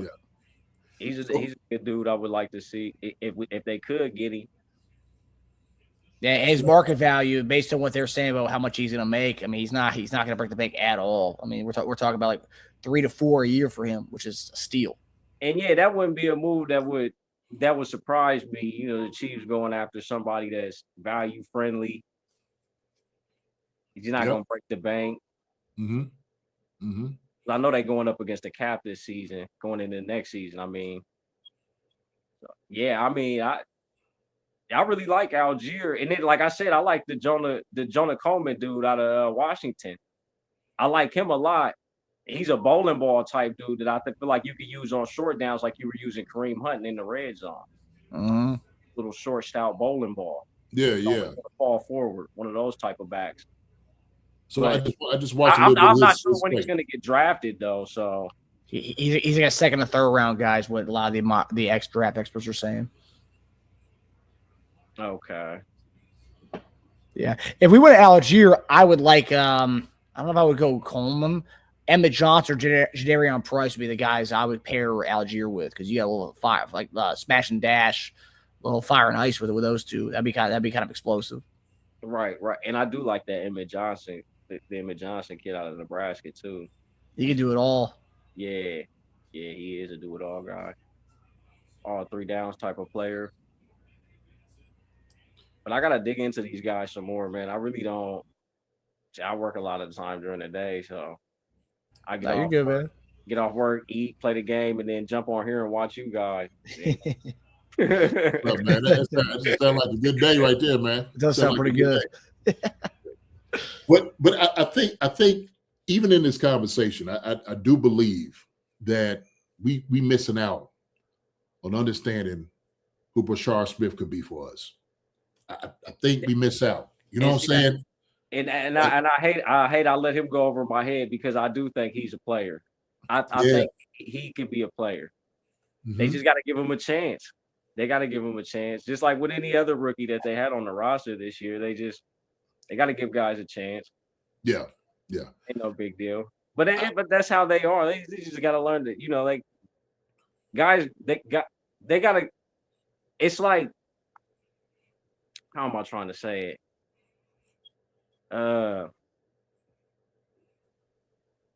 Man, it's like they just got to give guys a chance, man. Yeah, they got to give guys a chance. You won't know what a guy's able to do unless he really gets that opportunity to show what he can do. Yeah, I do believe that Brashard Smith, for the little bit that we was able to see, showed me enough to say we could take a chance on this guy right here. Right. The way he was able to cut back the last game and like make something out of nothing. We seen him catch some football, get up through. I mean, I'm like, man, he's legit. We seen it. He had it in college. And it was a couple curl routes he dropped earlier in the season. I was just like, man, you got to keep going back to him, man. Even he don't get it the first two times. Go back to him a third time because he's open too. He was open on some of them. He was open. I was like, man, they got to just keep throwing it to this dude. Right. I thought I was going to see him on more angle routes. I was going to try to match him up. They didn't run enough. I don't know that they ran more than one with him this year. And that was something we thought we were going to see a lot of after I did too. That's what I thought he was going to be a killer on angle routes, especially on third down. Get him in there and just get him matched up on a linebacker or safety that can't keep up with him and just let him get going across the middle on an angle. But yeah, well, shoot, angle, out routes, whatever. I mean, it's just right. Real routes, all of that. Just man. And it seemed they gave us the one in the first game, and then all of a sudden it was just like we done doing that. Like I'm just like, how you? Come on now. And it was there. It was there. It was there, man. Yeah. So the reason I say that is because I'm like you. I don't know if we reach for love. I don't. He's such a talent. I get it, but I do believe we have other needs, and I do believe if you go get the right free agent in here. Yeah, you could ride with Smith, Hunt, and Pierce. You could ride with those four guys and be good. You know what I'm saying? Yeah, you be straight. That way, if you wanted to get a guy later on in the later rounds, cool. I get that. You can do that. But I think our need has to be focused on getting some defense here. We got to get us some defense here, man. You know what I mean? That's just got to. That's. I don't know if you remember my comment, but I told you I went to that Dallas and Chiefs game on Thanksgiving. Dak's jersey was literally cleaner than mine. Oh yeah, I was upset walking out of there, man. I was upset. I seen Pat Senior too. I seen Pat Mahomes Senior. Yeah, my cousin, she sat down on the I think she was down on like the 20-yard line. But when she was coming out, she sat over in their section. So when she was coming out, I was sitting over there waiting on her to come out because she had rolled with me. And I happened to catch him coming out, and I said, "What's up?" to him, and I could tell he was as mad as I was. So I was like, when people be like, "Man, these dudes, man, they not really take," I'm like, "Nah, man, I seen it firsthand." That man, his dad. If his dad was mad like that, I know Pat was. Pat hot. Yes. Oh yeah. Hot on 10. He was 10 times hotter. Yeah. So I was like, "Oh man," but yeah, they got to address the pass rush. They have to address that. They had. I was sick of getting beat, watching them get beat on 3rd and long. It seemed like it happened all season. Yeah, happened all season. 3rd and long all season. Well, we seen, like I said, during these playoffs, the year, but defense was keeping teams and offense in the games. We was watching that. Yeah, they would keep teams at bay. Yeah. So it didn't matter that Stroud had 10 turnovers. Shoot, Houston defense was getting them back, man. It was just like, hey, God. They would. Yeah. So, yeah, man, I do believe that's had to be the move, and I'm convinced of that. Now, if it's something that works out, and I'm like I told Marcus, defensive line, if you're able to get one of those incredible wide receivers in the first round, cool. I get that too. Yeah, I wouldn't be upset with that. I wouldn't be upset with that either. Downs, they still kind of talk me into Downs a little bit, you know what I mean? Yeah.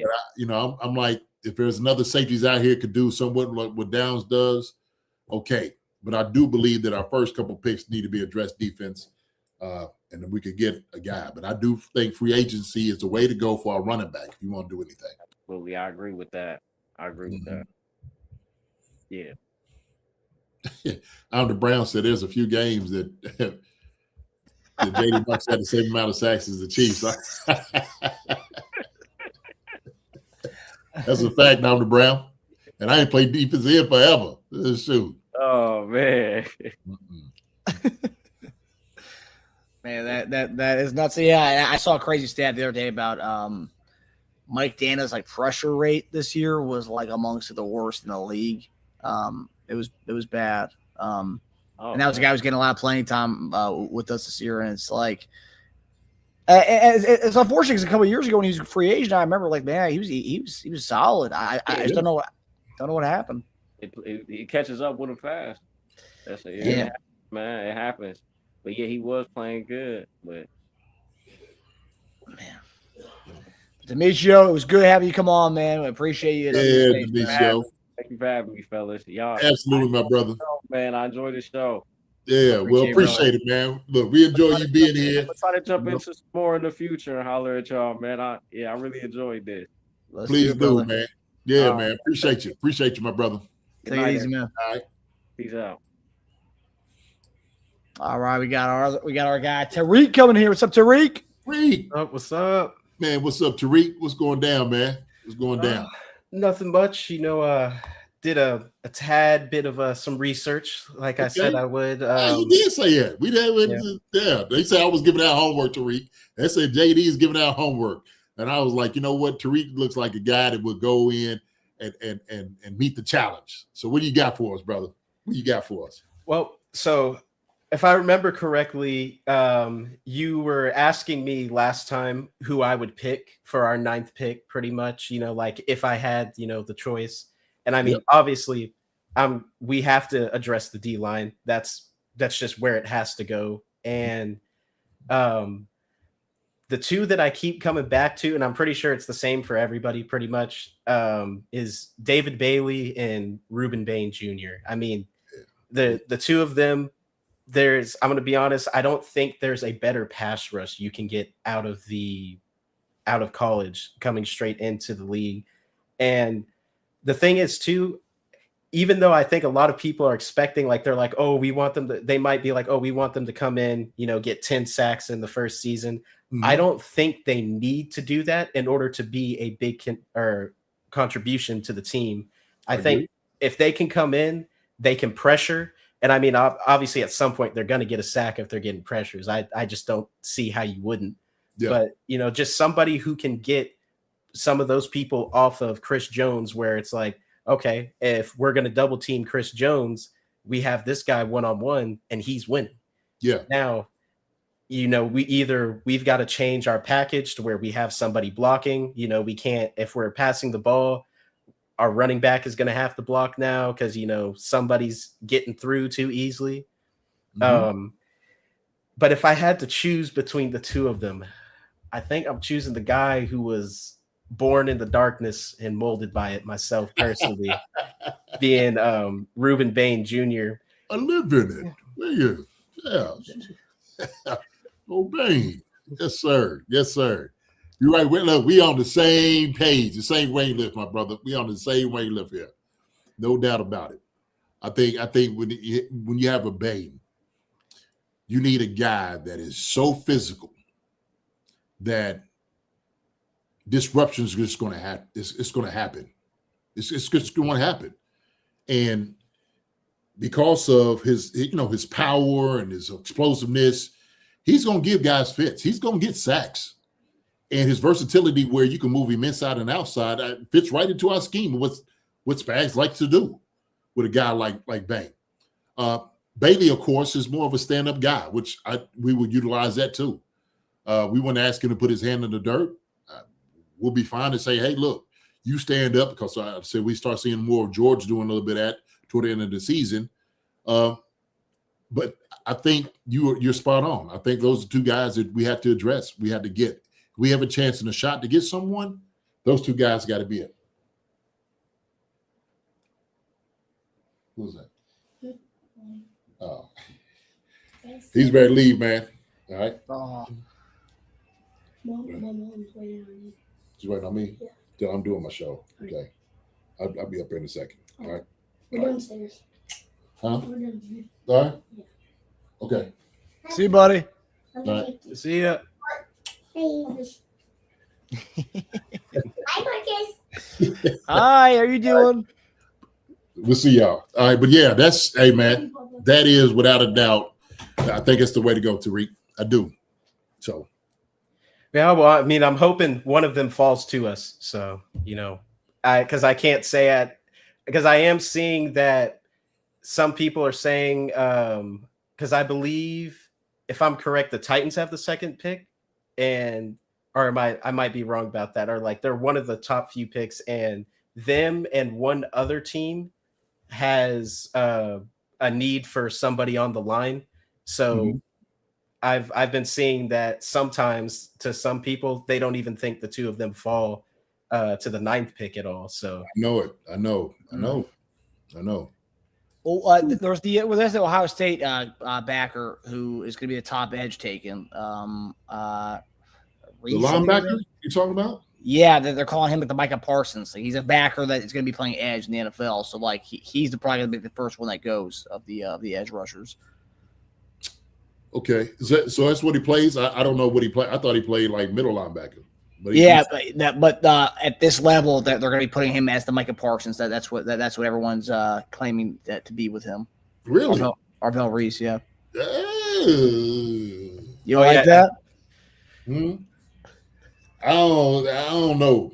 If you've been playing Mike linebacker, I don't expect you to just come on the line and just. I mean, you could. I'm not saying he couldn't make the change. You could. I don't know if that's a practical thing to do. This guy, if he's been a Mike linebacker, then he's better utilized in space. The skill set to rush the passer is a learned skill set. It ain't like you just because you're an athlete can come out and go do it. It don't work that way. So, yeah, I think the way they want to kind of utilize him is kind of he can play the middle linebacker spot, but he could also be an edge rusher too for you, like a Micah Parsons kind of way. But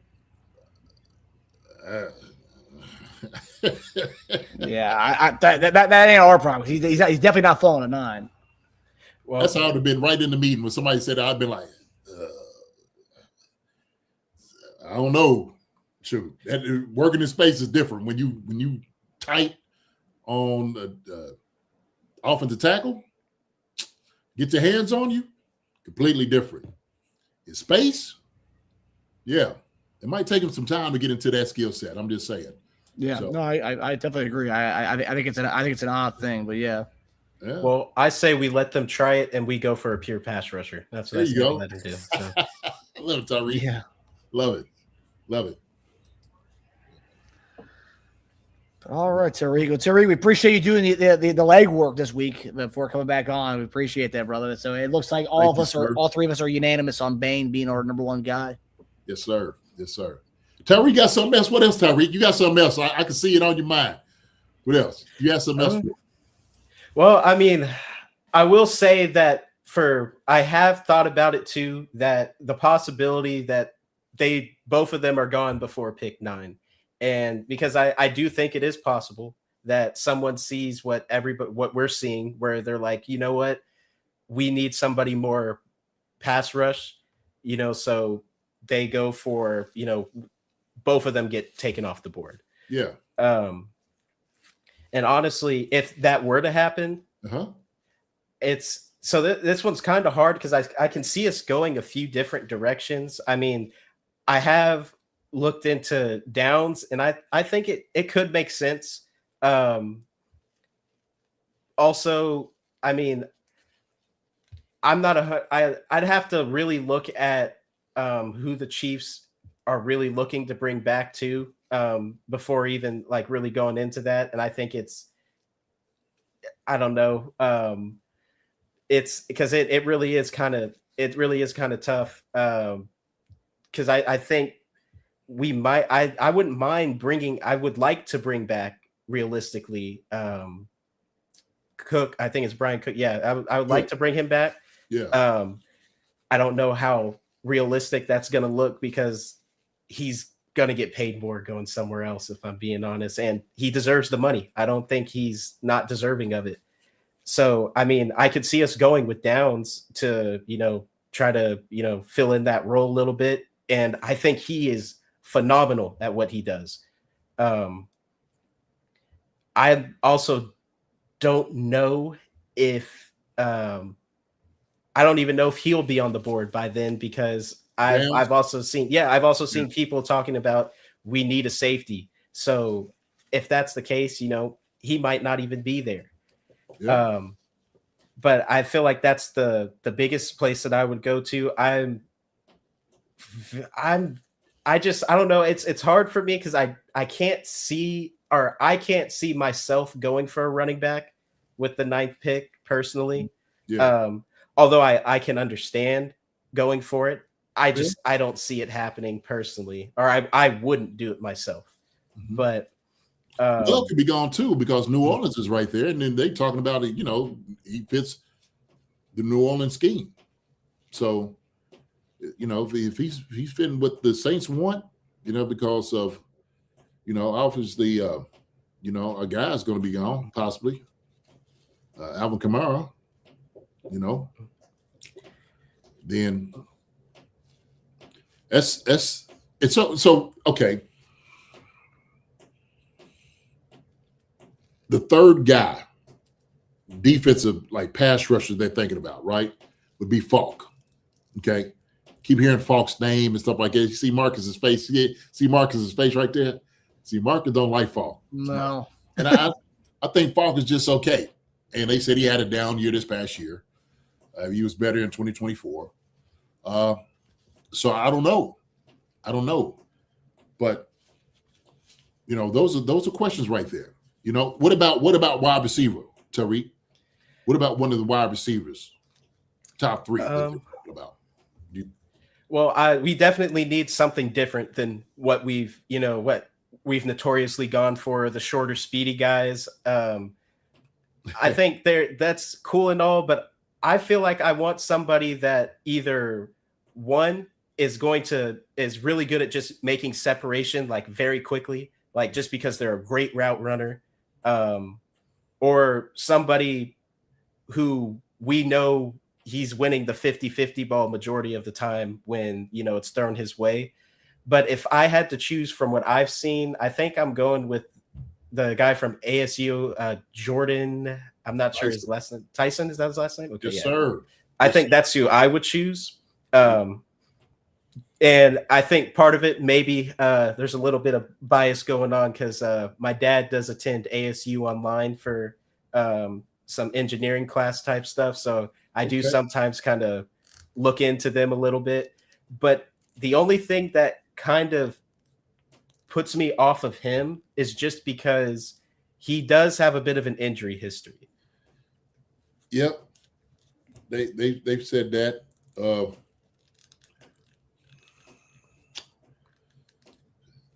Would it be different in the NFL? We don't know, but you can't deny his talent and his ability. The guy goes up and go get it. Probably for me, he's one of the most athletic wide receivers and pass catchers in this draft. I would love to have him. He'd be an incredible addition to our wide receiver room. Incredible. So, and it gets Pat another weapon.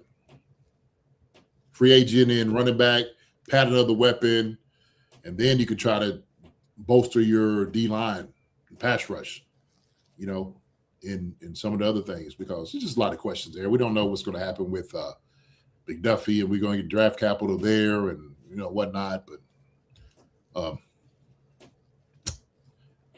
it's a lot of good questions, man. But sorry, you right there on it, man. We right here with each other, brother. See, we right here, man. Right here. So that's a good deal. Good deal. Appreciate you coming on, Tyreek. Yes, sir. I appreciate you guys having me. Buddy. All right, brother. By the way, before I go, I've been meaning to say this since the first time I came in, but Marcus, your last name, amazing. I think it's sick as heck. Appreciate you, brother. Appreciate you, man. Dash? Yeah. Yes. Okay. Dash and Dunn, baby. That's how we do it on the show. We got the D's, man. I appreciate it, man. Yeah. All right. All right, Tyreek, man. Be good, right. man. Be well. You as well. Love Tyreek. Love Tyreek and love Will. Love that whole family's fantastic, man. Yes, they are. Yes, they are, man. Appreciate Demetrio Spence coming out here, too. Demetrio came through on us tonight, man. He said he was. I'm glad he came through, man. I'm glad. It's good to see different faces, but it's also good to see the recurring faces on our guests of every week. Yes, sir. But all right, guys. Well, that does it for us on this Wednesday evening. Thanks you for tuning in to Chief Concerns presented by FanDuel. We will see you guys on Monday. We hope everyone has a great Super Bowl Sunday weekend. And if you guys missed it, we made the announcement at the beginning of the show. Next Wednesday night, none other than Ashton Gelati will be coming on our Wednesday show to talk all things about his rookie season, what he's working on in the offseason, and just about his sophomore year coming up. But, tune in next Wednesday. Tell a friend to tell a friend to tell a friend to hop on Chief Concerns, because no other place has got Ashton Gelati coming on a live stream on a Wednesday night. So I hope you guys tune in next Wednesday night to see Ashton Gelati. But we'll have Monday a showcase, another position group with our guy Tej coming on here as well. So going to be good stuff next week. Got a lot of good stuff coming. Yes, sir, Bob. Listen, hey, thank you all. Appreciate it so much. Wonderful episode tonight. Just talking the conversation, all Chiefs. You know how we do. I tell people all the time. I was telling somebody yesterday, I was like, man, this is the love channel.